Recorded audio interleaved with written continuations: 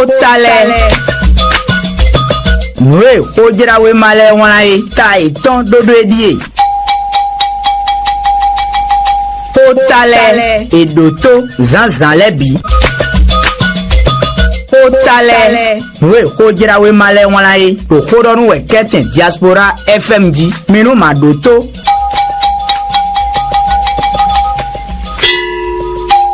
Rapport de la mission de vérification des allégations de Akpona au ministère de l'Énergie, de l'Eau et des Mines. Aucun soupçon de détournement de fonds entre 2016 et 2025. La nature a rétabli moralement Adambi contre ses adversaires. Nyewela mivedwa turumito, difiem fu, Hilarion Kanyoton etengbi, iwe kenodeo, bodo tintimedaye, kwedaho eno kwenukundo ahwaton, ndulo numeuro beneto mitome fie, yede ikpon, hoe, meraho akponando wenenudale, ele jona kweru hon kwenukundo, zogban hon kodo sinzinekpan, aime dokumentole kwansin akpakwewe, kagbeje wamondo, nundi mayi mo, ugbe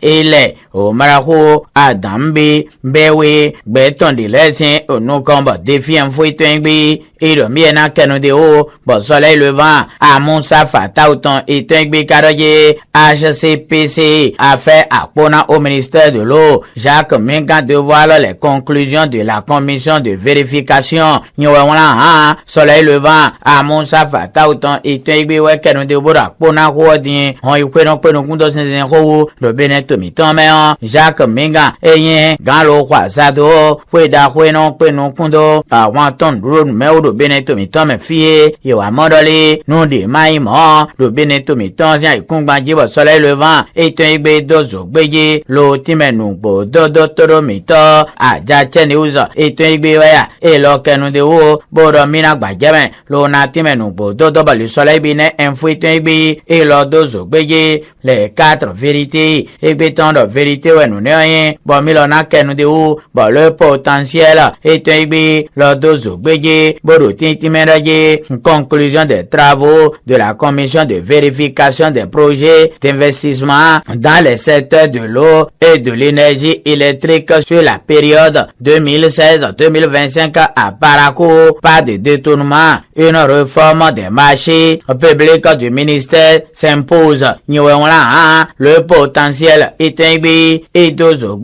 matin libre et lokenudeo boromina gbajeme lo kanatime dodo banda siara et un igbe kenoude uchoba le pays émergent wea dynamisme info et un igbe fraternité lo kenoude ubo alternative rumia dadu konuton et un igbe wa kende u bolaji restitution des travaux de la commission de vérification des projets d'investissement dans les secteurs de l'eau et de l'énergie. La moindre preuve de malversation ou de détournement n'a été établie. Jacques Mega et Dozo Bégué l'ultime et alternative Romia Dadu Konutan et Tengbi et Lokenudeo Boromina Bajamelo Kanatime Nubo Dodo Batoviemi Minado Monjamera Paino with Danturumito Nueti Monjame Canado Di Swami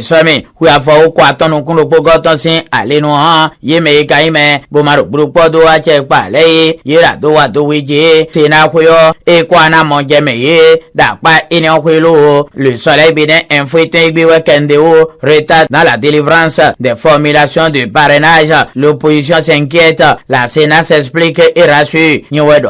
Le soleil bidin info et Tengbi Iweke Nudeo Boromiena Bajamenu Bododo Bajacheneuza et Tengbi Warutintimidaye chronogramme électoral. La Sénat répond aux critiques et clarifie sa démarche. À Jacheneuza et Tengbi Iweke Nudeo Boromiena Bajamenu Bododo le télégramme Etienne Wissotan Karo Titimedaye Coude électoral aussi à Pawedian Tovi Benetoton do Pomla Macedo Saint-Dodo Bassa Benetoton Lo et non le télégramme Etienne Wissotan de Zobeye Coude électoral un citoyen saisi la cour Cour constitutionnelle. Il propose la mise en place d'un accord de coalition parlementaire. Le télégramme est un Miena Dozo Bégué, report du retrait des fiches de parrainage. La Sénat appelle à la sérénité.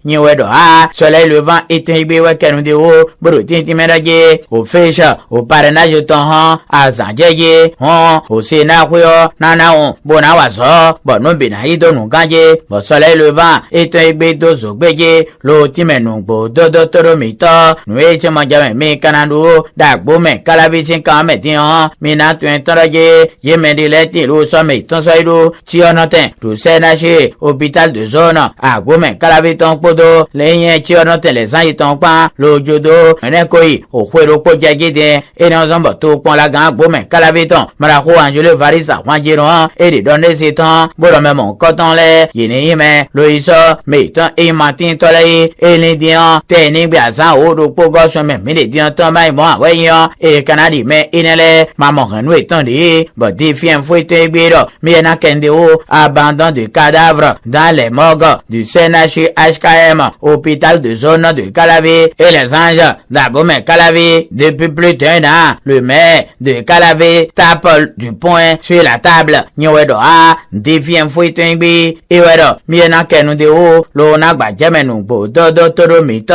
le télégramme est un lo Kendeo, pour l'ultimatum du maire d'Abomey Calavi, les familles sont nées de retirer les corps abandonnés. Nyowedo A, le télégramme, Etienne Wissouton, Etenigbi, Edo, Milomon, non Krongen, Newe, et Mina Kenudeo, le Kanagba, Jamenumbo, Dodo, Toviemi, Minado, Monjamera, Paidon, Dans Toromito, Nueche Majame, Canado, Tie, Azot, Teme, Togan, Padre Satanas, Kiomoa, Rubine, Tumitome, Filaye, Nueye, Benarendo, Nukaje, Merokoro, Maro, Grupo, Doachepa, Mele, Eime, Lubioroli, Togan, Talente, Jogan, Douayan, Azoiwale, et Donarendo, Nukaje, bon, les 4 vérités béton de vérité,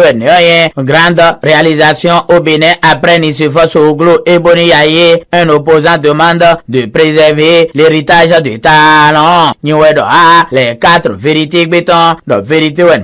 bon, Minato Zogbeje, le Kanatimenumbo, Dodo Toromito, le potentiel est un bécal, Titimenaje, un fichier électoral, et Mambatona, le Benetomito, me fia, et me maru, Brookbodoa, Pale, et Copa Benon, Yemeyen, Dobanou, To Inele, le potentiel est un bédozo, Béje, audit du fichier électoral, l'opposition salue le travail des experts, le potentiel est un bédozo, Béje, l'Otimenumbo, Dodo Toromito, dynamisme, Fouitingbi, Karotitimenaje, fichier électoral aussi, Alinoan, Daniel Ida, Kwabon Yeduineme, le Kwabberon, Yeme Badono, Dakwa mon coton Wiley, Bonway, et Kamodon Nautenteme Lodolei, et Dozo Béjelotin, dynamisme Fouitingbi, Kendeo, fin de l'audit du fichier électoral, Daniel Ida s'en réjouit et appelle à la mise en œuvre des recommandations. Nyowedo A, et le dynamisme Fouitingbi, et Wedo, Miena Dozo Bejelo, Kanatime Fraternité, et Tengbi Karaje, rapport de l'audit du fichier électoral, l'opposition dénonce 300 000 morts s'inscrits. Nyowedo A, Fraternité, et Tengbi, et Wekenudeo, Bruti Medaye, et Yekaime, le bâtonnon, fichier électoral, et Yeme Maru Brupo doit checkpa, et Yohak Bajiboraje, Beto Adok Puru Fortantin, Yede Koy Matinto, Boinkoy Tonkaru, Wibo Eyen, ou liste fichier électoral en main, et une fraternité et Tengbi, et Wado, Miena Kenudeo, le Nagba Jamenumbo, Dodo Batoviemi, Minando Monjamera, Painon, dans Toromito, Nueze Majame, Canado Dien, Eyen, alors Paye, et ça, zone industrielle, et Glojik Béton, sortons Tegben, le Benetomito, mais, Yemeyen, Ronito, au Canato, Tole, wa Beneto, Ikumbanji, l'oison au coin étant de Pondona, Baron, Komenu, Yeti, Tengbe, la nouvelle tribune, et Tengbe, tribune, Boromiena Kendeo, modèle industriel, au Béninois, la GDZ séduit une délégation ministérielle ghanéenne, Nyowedo A, la nouvelle tribune, et Tengbe, et Wedo, Miena Kenudeo, le Kanagba, Jamenumbo, Dodo Toromito, nous venons à Izonou, Bedo, Konwe, et Kon, Gérard, Moussa, et Weno Manje, Bevigilda, son enfant, et la chaîne de Procomiton, les bonhommes, Ni, Tenigbi. talẹ̀.